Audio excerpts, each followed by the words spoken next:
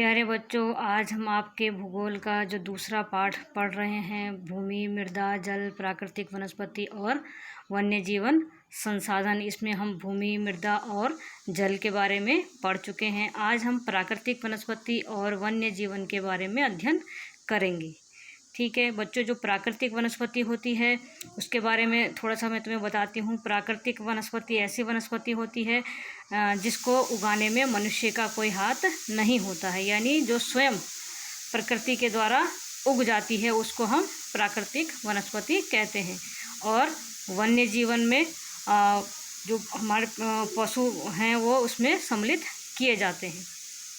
ठीक है, तो इसकी शुरुआत में हम देखते हैं कि स्कूल के बच्चे हस्तशिल्प प्रदर्शनी में घूम रहे थे। प्रदर्शनी की वस्तुएं देश के विभिन्न भागों से एकत्रित की गई थी। कुछ स्कूल के बच्चे हस्तशिल्प की प्रदर्शनी में घूमने गए थे। हस्तशिल्प मतलब हाथों से बनाए हुए सामान की प्रदर्शनी में गए हुए थे। तो वहाँ देश के अलग अलग भागों से क्या लाए गए थे, सामान एकत्र करके रखे गए थे।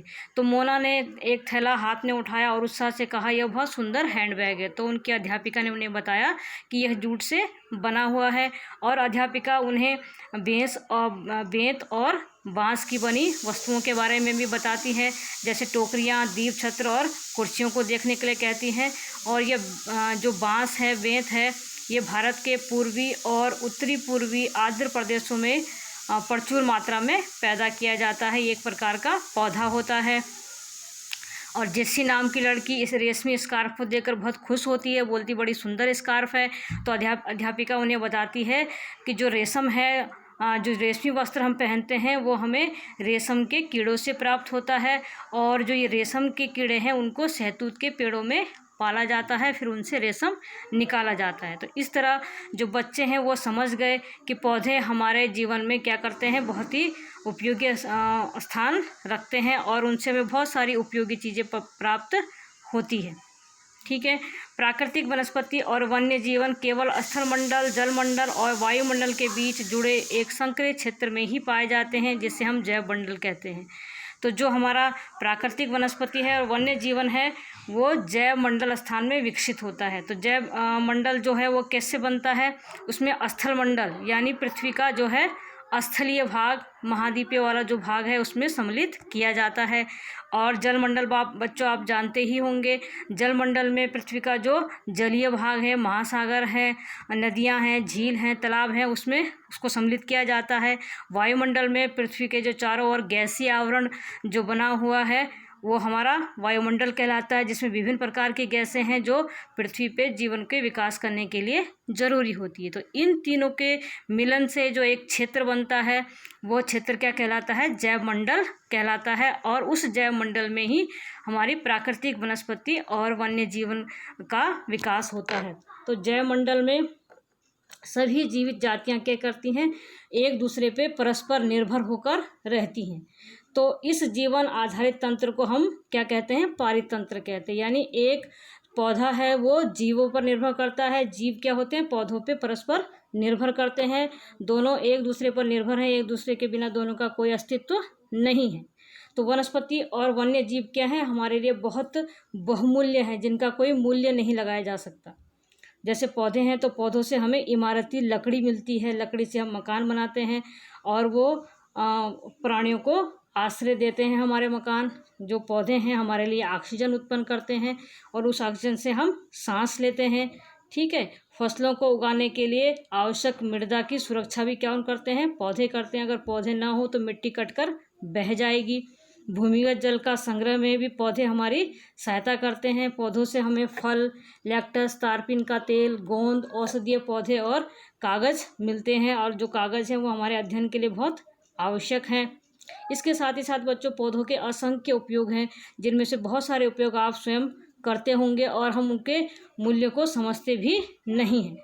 तो अब देखते हैं वन्य जीवन में क्या क्या हम सम्मिलित कर सकते हैं। जो हमारा वन्य जीवन है उसमें हम विभिन्न प्रकार के जंतुओं को सम्मिलित कर सकते हैं, पक्षियों को सम्मिलित कर सकते हैं, छोटे मोटे कीट हैं जैसे मधुमक्खी हैं, तितलियाँ वगैरह हैं, तो इन कीटों को इसमें सम्मिलित किया जाता है।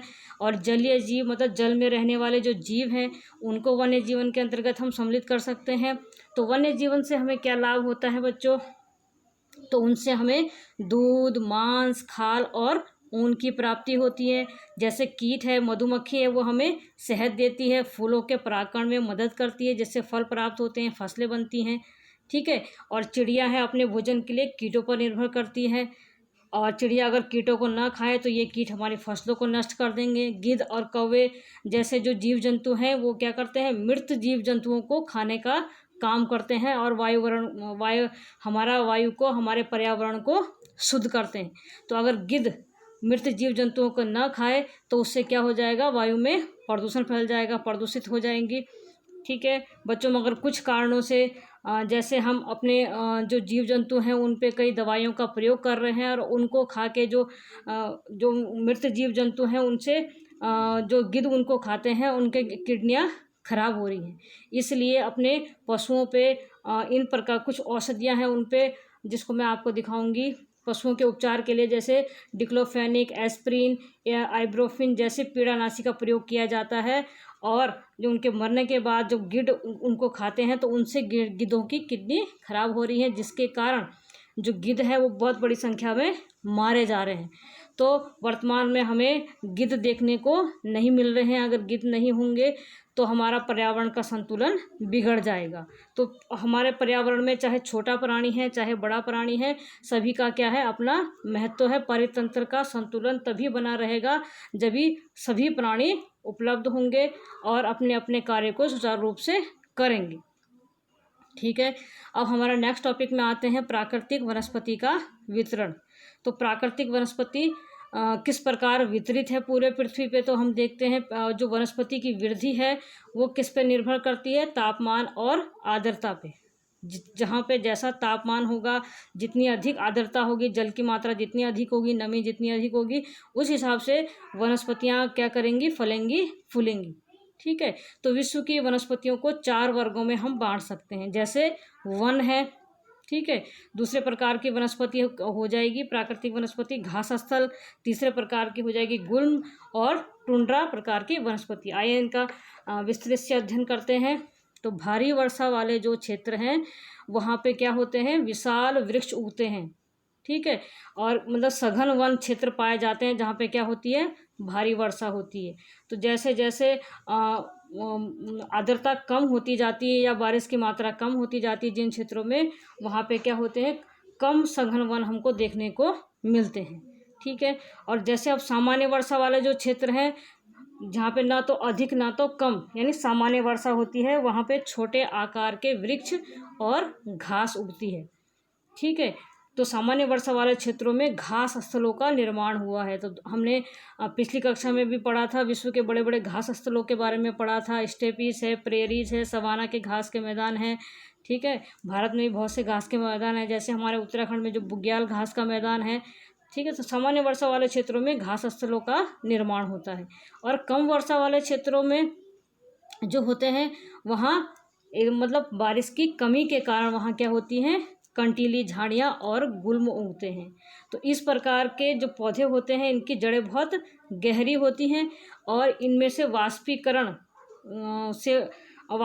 ज़्यादा ना हो, इसलिए ये इन पेड़ों की पत्तियाँ क्या हो जाती हैं, कांटेदार रूप धारण कर लेती है। जैसे तुमने देखा होगा जो मरुस्थलीय क्षेत्र होते हैं, शुष्क क्षेत्र होते हैं, वहाँ पे कैक्टस पाए जाते हैं। तो कैक्टस की पत्तियाँ क्या होती है, कांटेदार होती है।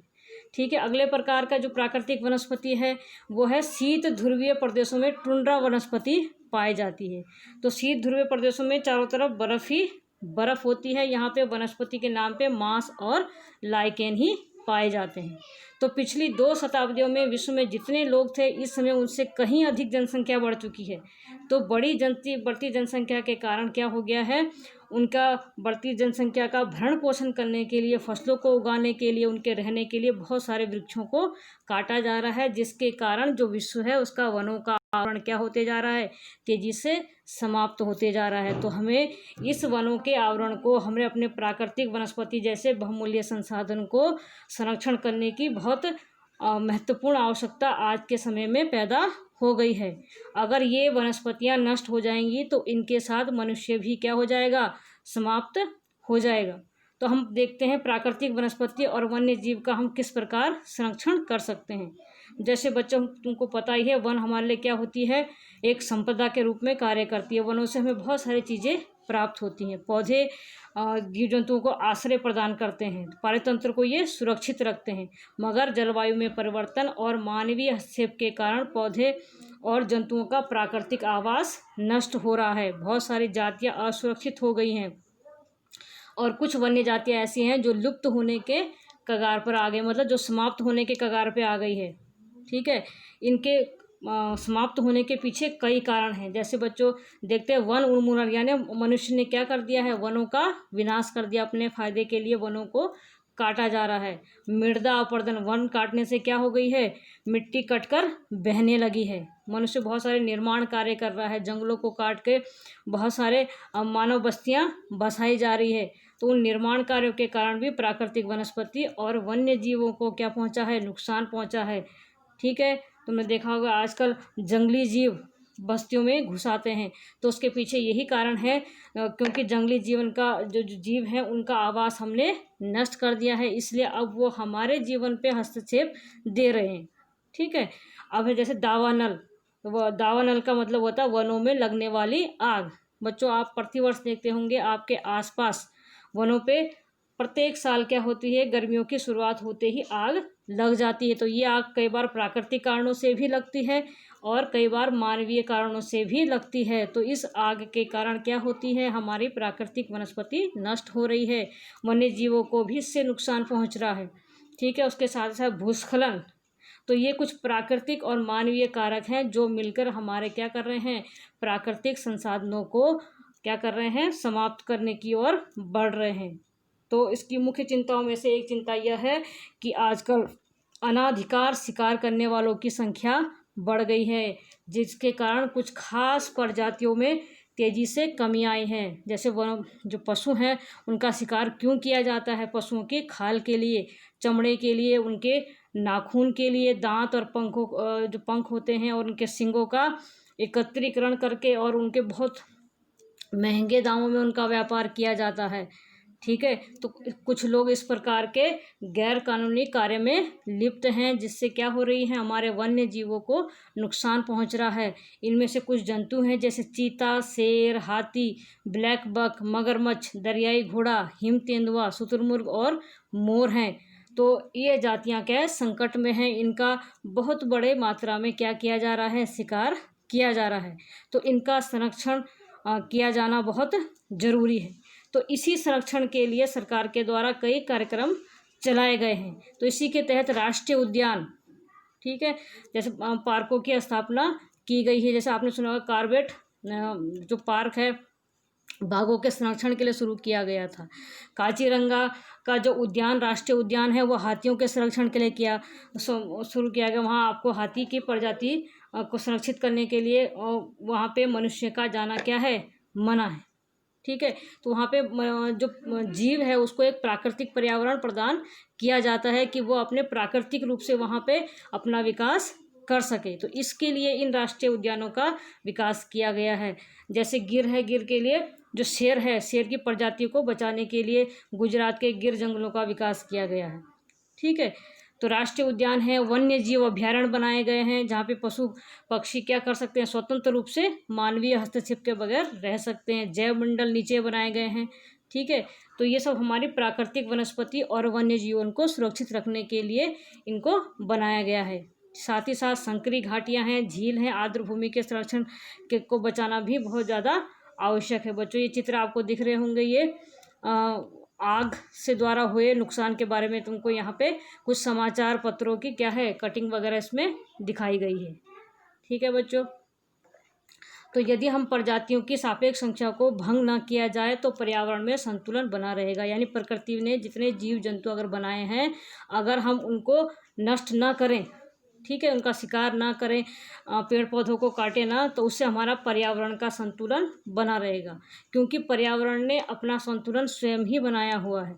जैसे जो बाघ, शेर वगैरह जातियाँ, जंगली जातियाँ हैं, कुछ मांसाहारी जीव हैं, तो वो क्या करते हैं, घास खाने वाले जानवरों का शिकार करते हैं, तो उससे संतुलन बना रहता है। अगर घास खाने वाले जानवरों का जंगली जीव शिकार नहीं करेंगे तो जो घास खाने वाले जानवर हैं वो क्या करेंगे, पूरे जंगल को नष्ट कर देंगे।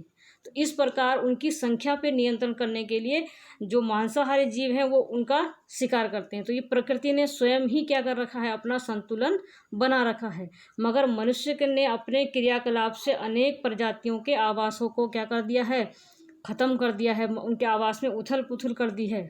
तो जिसके कारण उनका पर्यावरण का जो संतुलन है वो बिगड़ता जा रहा है। अनेक पक्षियों और जीव जंतुओं का अंधाधुंध शिकार के कारण वे क्या हो गए हैं, विलुप्त हो गए हैं, समाप्त हो गए हैं। अब वो कहीं दिखाई नहीं देते हैं या कुछ विलुप्त होने के कगार पर आ गए। तो इनको बचाने के लिए हमें देश के स्तर पे, समाज के स्तर पे जागरूकता कार्यक्रम चलाने चाहिए। ठीक है, वन महोत्सव को प्रोत्साहित करना चाहिए, जिनमें वनों के महत्व के बारे में बताया जाना चाहिए। ठीक है बच्चों, आप लोग एक बहुत अच्छा माध्यम है हमारे लिए कि आपके जरिए हम क्या कर सकते हैं, समाज में जागरूकता फैला सकते हैं, लोगों को बता सकते हैं कि प्राकृतिक वनस्पति और वन्य जीवन है तो मनुष्य का जीवन है, हमारा जीवन सीधे सीधे इनसे जुड़ा हुआ है। अगर ये नष्ट होंगे तो मनुष्य का जीवन भी क्या हो जाएगा, समाप्त हो जाएगा। ठीक है, तो बहुत सारे देश पशु पक्षियों को मारने और उनके व्यापार करने के विरुद्ध हैं। भारत में भी शेर, चीता, हिरण, भारतीय सारंग और मोर को मारना पर क्या है, अवैध है, गैर कानूनी है। जो ये कार्य करता है तो उनके लिए सजा का प्रावधान है। और एक अंतर्राष्ट्रीय परिपाटी है CITES, इसका फुल फॉर्म है the convention on international trade in endangered species of wild fauna and flora की स्थापना की गई है, जिसमें उन प्राणियों और पक्षियों की सूची तैयार की गई है जिनके व्यापार पे क्या लगाया गया है, प्रतिबंध लगाया गया है।